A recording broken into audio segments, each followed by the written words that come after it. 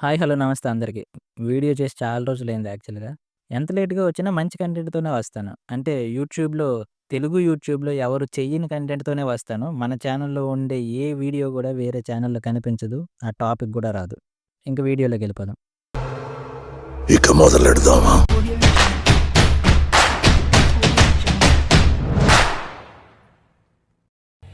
వేరే యానిమల్స్‌తో నాకు సంబంధం లేదు గానీ, పాములు చూస్తే మాత్రం సైజ్‌తో సంబంధం లేకుండా నాకేదో తెలియని వైబ్రేషన్ వస్తా ఉంటది. వైబ్రేషన్ అని ఎందుకులే గానీ, సింపుల్‌గా చెప్పాలంటే పాములు చూడగానే మోకాళ్ళు ఉనికిపోతున్నాయి. ప్యాంట్ తడిసిపోతుంది సుబ్బు. ఒకప్పుడు పాములు చాలా పెద్దగా ఉన్నప్పటికీ కాలంతో పాటు నేచర్‌లో వచ్చిన మార్పుల వల్ల వాటి సైజ్ తగ్గిపోతూ వచ్చింది. బట్ ఇవే పాములు మన హిందూ మైథాలజీలో చాలా ముఖ్యమైన పాత్ర పోషించాయి. అంటే భూమిని బ్యాలెన్స్ చేసే దగ్గర నుంచి అమృతం కోసం పర్వతాన్ని చిలికే పాము వరకు ఒక్కొక్క పాము ఒక్కొక్క పాత్ర పోషించింది. ఏమైనప్పటికీ మన హిందూ పురాణాల్లో ఉండే ప్రతి పాము కూడా చాలా పవర్ఫుల్‌గా ఉండేది. ఎంత పవర్ఫుల్‌గా ఉండేవంటే ఈ పాముల్లో కొన్ని పాములు తలుచుకుంటే మన భూమిని కూడా మింగేయగలదు. అంత పవర్ఫుల్‌గా ఉండేవి. సో అందువల్ల ఇప్పుడు మనం మన హిందూ మైథాలజీలో ఉండే పవర్ఫుల్ సర్పెంట్స్ కోసం తెలుసుకుందాం. ఈ భయంకరమైన సర్పాల కోసం తెలుసుకునే ముందు మీరు ఇద్దరు వ్యక్తుల కోసం తెలుసుకోవాలి. కృతయుగంలో కశ్యప ప్రజాపతి అనే ఒక మహర్షి ఉండేవాడు. ఇతనికి ఇద్దరు భార్యలు. ఒక భార్య పేరు కద్రువ, ఇంకొక భార్య పేరు వినతి. ఇద్దరు భార్యలకి ఒకరంటే ఒకరికి అస్సలు పడదు. ఎప్పుడు కొట్టుకొని చచ్చేవాళ్ళు. ఇంకొక సాడ్ థింగ్ ఏంటంటే కశ్యప ప్రజాపతికి ఇద్దరు భార్యలు ఉన్నప్పటికీ వాళ్ళిద్దరికీ సంతానం లేదు. ఒకరోజు ఇద్దరు భార్యలు కశ్యప మహారాజు దగ్గరికి వెళ్ళి మాకు సంతానం కావాలని అడగ్గా కశ్యప మహర్షి మీకు ఎలాంటి పిల్లలు కావాలో కోరుకోండి అని అడిగాడు. అప్పుడు కద్రువ నాకు 1000 మంది పొడవైన సంతానం కావాలి అండ్ వాళ్ళు చాలా పవర్ఫుల్గా ఉండాలని కోరుకుంది. తను కోరుకున్నట్లుగానే తను ఒక 1000 మంది పవర్ఫుల్ సర్పాలకి జన్మనిచ్చింది. అలా వచ్చినవే ఈ వాసుకి, శేషుడు, తక్షకుడు ఇలా 1000 మంది. నెంబర్ 7 కలియా. హిందూ మైథాలజీ ప్రకారం యమునా రివర్లో ఒక పెద్ద విషపూరితమైన పాము ఉండేది. ఆ పాము పేరే కలియా. ఇది ఎంత పెద్ద పాము అంటే ఆ పాము నదిలో తిరగడం వల్ల అందులో వాటర్ మొత్తం అల్లకల్లోలమయ్యేదంట. ఆ ప్రాంతంలో ఉండే ఈకోసిస్టమ్ మొత్తాన్ని ఆ పాము డిస్టర్బ్ చేసేదంట. అంటే మీరే అర్థం చేసుకోండి అది ఎంత పెద్ద పాము అని. అంత పెద్ద పాము కాబట్టి ఆ పాము నుంచి వచ్చిన విషం వల్ల ఆ యమునా రివర్ మొత్తం పొల్యూట్ అయిపోయేదంట ఆ టైంలో. ఒకరోజు ఆవులు మేపుకునే వాళ్ళు వచ్చి ఆ నదిలో దిగి ఆ విషపూరితమైన వాటర్ తాగడం వల్ల అక్కడికక్కడే చనిపోతారంట.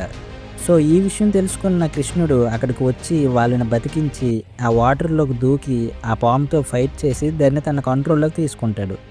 ఇది సింపుల్గా పురాణాల్లో కలియ కోసం ఉండే మ్యాటర్. నెంబర్ 6 పింగళ. హిందూ పురాణాల పురాతన కథల్లో ఈ పింగళ కోసం చాలా తక్కువగా రాయబడింది. అంటే ఈ సర్పం చాలామందికి తెలియదు కూడా. ఈ పింగళ అనే పాము చూడడానికి గోల్డెన్ కలర్లో ఎప్పుడూ మెరుస్తూ ఉంటుంది.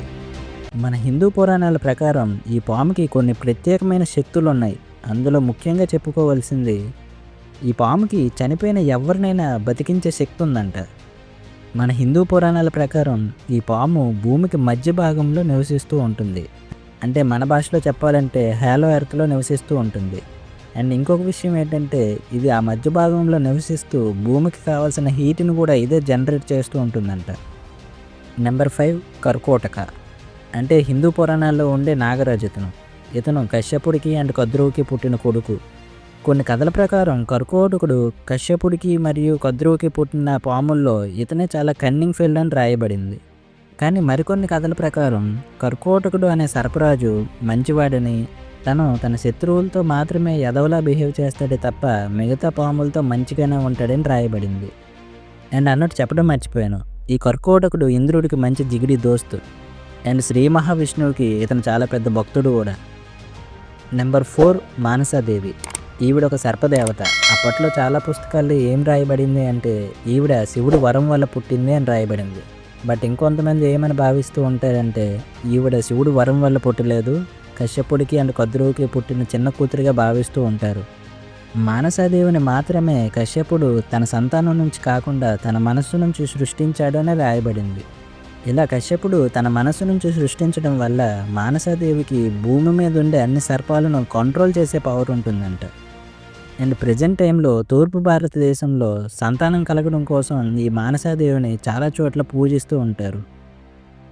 తక్షకుడు సర్పజాతికి చెందినవాడు, కద్రువ కుమారుడు మరియు ఇతను వాసుకి తమ్ముడు కూడా. తక్షకుడు పాముల రాజ్యాన్ని పరిపాలించిన మహారాజు. ఈ తక్షకుడితో దేవతలు కూడా చాలా జాగ్రత్తగా నడుచుకుంటారంట. ఎందుకంటే ఈ తక్షకుడు ఎప్పుడు ఎలా రియాక్ట్ అవుతాడో ఎవరికీ తెలీదు. పురాణాల్లో చాలామంది ఇతన్ని మంచివాడు అంటారు, కొంతమంది చెడ్డవాడని కూడా అంటారు.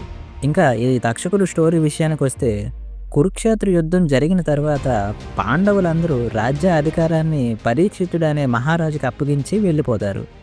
అప్పుడు భారతదేశానికి మొట్టమొదటి మహారాజుగా పరీక్షితుడు పట్టాభిషిక్తుడు అవుతాడు. ఒకరోజు పరీక్షితుడు అడవిలో వేటకు వెళ్ళి బాగా అలసిపోయి నీళ్ల కోసం ఒక మహర్షిని వాటర్ అడుగుతాడు. మహర్షి ధ్యానంలో ఉండడం వల్ల పరీక్షిత్ మహారాజు మాటలకి పెద్దగా రియాక్ట్ అవ్వడు. దానితో బాగా కోపం వచ్చిన పరీక్షితుడు పక్కనే చచ్చిపోయిన పాము ఉంటే ఆ పామును తీసుకొచ్చి మహర్షి మెడలో వేస్తాడు. ధ్యానంలో ఉండడం వల్ల ఆ మహర్షి తన మెడలో పాము వేశాడని తెలిసినా కూడా అలానే ఉండిపోతాడు. కొద్దిసేపటికి అక్కడికి ధ్యానం చేస్తున్న మహర్షి కుమారుడు వచ్చి నాన్న మెడలో ఉన్న ఆ చచ్చిన పామును చూసి చాలా కోపపడతాడు. ఎవరైతే తన మెడలో ఈ పామును వేశారో తను వారం రోజుల్లో తక్షకుడి కాటుకు గురై చనిపోతారు అని శపిస్తాడు. తను శపించినట్టుగానే వారం రోజుల్లో పరీక్షిత్ మహారాజు తక్షకుడి కాటుకు గురై అక్కడికక్కడే చనిపోతాడు. ఇంకా పాండవుల మహారాజు పరీక్షితుడిని చంపినందుకు చాలామంది తక్షకుడిని తిట్టుకున్నా మనం బాగా గమనించినట్లయితే తక్షకుడు తన విధి నిర్వహణ మాత్రమే పూర్తి చేశాడు. ఇది పురాణాల్లో ఉన్న తక్షకుడైన సర్పరాజు స్టోరీ. నెంబర్ 2, వాసుకి. వాసుకి కశ్యప మహర్షి అండ్ కద్రువుకి పుట్టినవాడు. ఇతను ఒక సర్పరాజు అండ్ శేషనాగుడికి చిన్న తమ్ముడు, ముద్దుల తమ్ముడు. ఈ వాసుకి సర్పమే మనకి శివుడి మెడలో కనిపిస్తుంది. అమృతం కోసం క్షీరసాగర్ మదనం చిలికేటప్పుడు ఈ తాడులా వాడింది కూడా వాసుకినే. అండ్ పాండవులు అడవిలో వనవాసం చేస్తున్నప్పుడు ఈ వాసుకి సర్పమే వాళ్ళకి చాలా చోట్ల ఉపయోగపడిందని మన పురాణాలు చెప్తున్నాయి. ఇలా మన హిందూ మైథాలజీలో ఉన్న చాలా సిచ్యువేషన్స్లో మన వాసుకి అపీరెన్స్ ఉంది. ఈ వాసుకి సర్పం అనేది పురాణాల ప్రకారం ఎంత పవర్ఫుల్ అంటే ఒకానొక టైంలో గరుడితో ఈక్వల్గా యుద్ధం చేశాడంట. గరుడే వాసుకి చేస్తున్న యుద్ధం చూసి షాక్ అయిపోయాడు, అంత పవర్ఫుల్ వాసుకి అంటే. అండ్ ఇంకో విషయం ఏంటంటే ఈ వాసుకి శివునికి గొప్ప భక్తుడు. అందుకే క్షీరసాగర్ మదనం చిలికేటప్పుడు వచ్చిన విషయాన్ని శివుడితో పాటు ఈ వాసుకి కూడా తాగాడని కొన్ని పురాణాలు చెప్తున్నాయి. అండ్ కొన్ని రోజుల క్రితం మనందరం విన్నాం కదా, గుజరాత్లోని ఈ వాసుకి జాతికి చెందిన పాము ఫాజుస్ దొరికాయని. దానికి వాసుకి ఇండికస్ అనే పేరు కూడా పెట్టారు. అది ఈ జాతికి చెందిన పామువే. నెంబర్ 1, శేషనాగుడు. శేషుడు కశ్యప మహారాజు అండ్ కద్రువుకి పుట్టిన మొట్టమొదటి కొడుకు. ఇంకా 1000 మంది పాముల్లో ఇతనే పెద్దవాడు. ఇతన్ని కింగ్ ఆఫ్ ఆల్ సర్పెంట్స్ అని కూడా పిలుస్తారు. ఇంకా హిందూ మైథాలజీ ప్రకారం కశ్యప మహారాజు పుట్టిన 1000 మంది పాముల్లో ఈ శేషనాగుడే చాలా మంచివాడని రాయబడింది. ఇంకా శేషనాగుడి స్టోరీకి వస్తే, ఇతను తన సోదరులు చేస్తున్న క్రూరమైన చర్యలు చూసి విసిగిపోయి వాళ్ళని ఆపలేక ఏమనలేక వాళ్ళని విడిచిపెట్టి హిమాలయాలకు వెళ్ళిపోతాడు. కుటుంబాన్ని కూడా వదిలేస్తాడు. హిమాలయాలకు వెళ్ళి అక్కడ తపస్సు చేయడం స్టార్ట్ చేస్తాడు. ఇతని తపస్సుకు మెచ్చిన శ్రీ విష్ణువు వచ్చి ఇతన్ని ప్రపంచాన్ని బ్యాలెన్స్ చేసే కాస్మిక్ పవర్స్ ఇస్తాడు. ఈ శేషనాగుడికి అనంతశేషుడు అండ్ ఆదిశేషుడు అనే వేరే పేర్లు కూడా ఉన్నాయి. వీటికి మీనింగ్స్ కూడా ఉన్నాయి. అనంతశేషుడు అంటే ఇతని సైజుకి ఒక లిమిట్ అంటూ ఉండదు. ఇతను ఒక ఇన్ఫినిటీ సైజులో ఉంటాడు. అండ్ ఇంకొక విషయం ఏంటంటే ఇతను 14 లోకాల కింద ఒక పిల్లర్లా బేస్మెంట్లా మన యూనివర్స్ని బ్యాలెన్స్ చేస్తూ ఉంటాడు. అండ్ ఇతనికి యూనివర్స్లో జరుగుతున్న ప్రతి విషయం మీద అవగాహన ఉంటుంది, అంటే ఇన్ఫినిటీ నాలెడ్జ్ ఉంటుంది. వైష్ణవ పురాణాలైన భాగవత, విష్ణు పురాణాల ప్రకారం ఈ ఆదిశేషుడికి అండ్ శ్రీ మహావిష్ణువుకి విడదీయలేని బంధం ఉంది.